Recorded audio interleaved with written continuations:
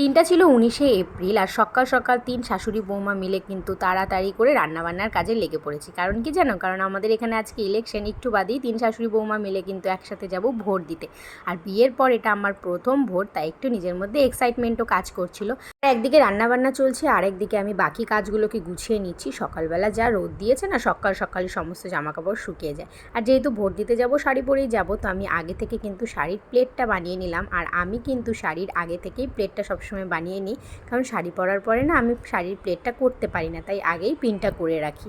আর যেহেতু ভোট দিতে যাব ডকুমেন্টস দরকার ভোটার কার্ডের, কিন্তু আমার এখানে না ভোটার কার্ড হয়নি, তাই আমার অন্যান্য ডকুমেন্টসগুলো নিয়ে যেতে হচ্ছে। তারপরে 3জন রেডি হয়ে গেলাম আর বর্মশাই আমাদেরকে আমাদের ভোট দেওয়ার জায়গায় নিয়ে গেল।